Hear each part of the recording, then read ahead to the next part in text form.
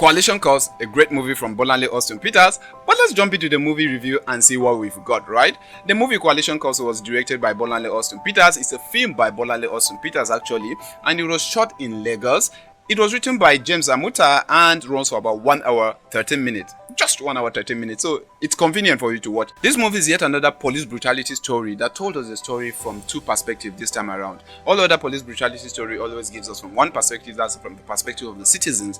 But this movie, Coalition Curse, gave us two aspects of the story. That's why it's even Coalition Curse, because it tried to give us the clash, these citizens and the policemen. Now, from the perspective of the citizens, it gave us a story through Mide. Mide was acted by Daniel Etim Effiong.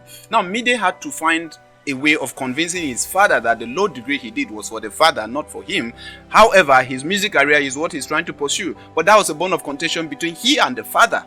But on the other hand, he also was hustling to get food on the table of his pregnant girlfriend, right? Which was a very huge challenge to him. And it pushed this guy into frustration. Now, the second aspect is the aspect of the policeman, policeman Magnus, acted by Kelechi Udegbe. Now, Magnus had wife at home with kids, but the system, poor remuneration of the system, become a challenge for them that they don't even have food on their table. And at the same time, the environment they call barracks is just a slum that people are not even supposed to live there, which is a very huge challenge to Magnus and his wife that threw them into the streets to do what they do, called police brutality, trying to extort money from people by force and all of that, right? Apart from this, the movie gave us a third perspective that there are people that come into the force for just criminal purpose, which is the aspect of the entrance establishment shot from the entrance there, what those people did to Mide at the entrance there. They're just basically there for criminal purpose, right? Which is a lot to handle, and I think that this movie very well established this particular aspect and it explores them in depth. Watch the movie and tell me what you see. But for now, let's look at the performance of actors in this particular movie. All actors in this particular movie did great. I mean, it was exceptional. I can say kudos to Austin Peters for this great directing. Just like I said earlier from my entrance, I said, great movie by Bolanle Austin Peters, right? Yes, that was because I wasn't capping. I wasn't joking. It was a great movie. So Daniel Etim Effiong in the character of Mide, just like I said earlier, was actually exceptional. If you see his movie there, I mean, if you see his performance there, it was great. He reminds me of his character in Jolly Roger, where he put on the same wig. Similar wig. If you check out Jolly Roger, you see similar wig this guy put on. And he acted like a musician because he really needed to catch those two bad egg police officers. It was actually also another aspect of police brutality story, which they were telling in Jolly Roger. But that particular perspective, it was only one-sided. It was told from the perspective of the citizens. But here, we had two aspects. The perspective of the citizens and that of the policemen, which I say this movie is great. So Daniel Etim Effiong in the character of Mide really did great. I mean, he passed across his lines perfectly, plausible performance, great dialogue. I mean, getting a fault from Daniel Etim Effiong in the character of Mide is like having a cow walk through a needle. Yes, that is what it was, because it was actually great, and I really liked the performance of this guy in this particular movie. You could see his frustration in Quilox when the guy gave him less than what he was expecting, and again the frustration when the guy just came up on stage and collected the mic from him. I was like, ladies and gentlemen, Mide, now let's listen to some great music. So that is another perspective of frustration for this guy that had to throw him off balance. Kelechi Udegbe in the character of Magnus was exceptional. I can say that it's one of the powerful characters that was well designed. It was well looked into. Why did I say this? Because the character had to pass through a lot of challenges from the house, which is trying to salvage the name of the police, showing that it is a system that is a problem, not the police that is a problem, right? Now, from the perspective of the house, that's what they have to eat at home. There's nothing. Remuneration very poor. The environment they call barracks are very, very dilapidated, very, very, very poor. A slum called barracks and all of that, right? Now, from that perspective alone, the wife wanted to leave him, and that's a challenge that put this guy in frustration. Even though he wanted to join the other bad gangs, but his moral mind couldn't allow him. So we have this situation that is playing out with the same character, and he's having that frustration in his mind.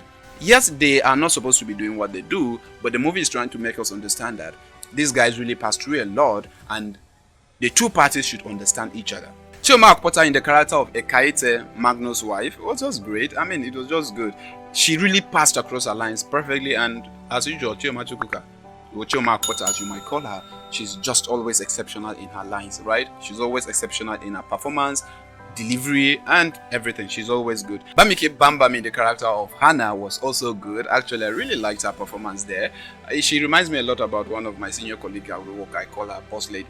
I mean, they speak alike, so it was really great. I like her performance here. I like everything she did in this particular character of Hannah, and I can say that it's one of the goodest characters. Adelare as Nneka was also good, and not forgetting Bimbo Manuel as Mide's father, Johnson. I mean, it was actually good. Away from performance to cinematography, camera angles, establishment, and shots, they were all good, even though it could have been better a bit, but it was good. I can say it was good. Lighting was good, wardrobe was good, and makeups were great, right? Makeup was actually good. Now, my observation is that the movie really did well in telling us the story, the two sides of the story, right? Even though the story from the perspective of the citizens and the story from the perspective of the policeman, exploring the challenges, the two faces, and why the two has to understand each other, right? Which is very profound.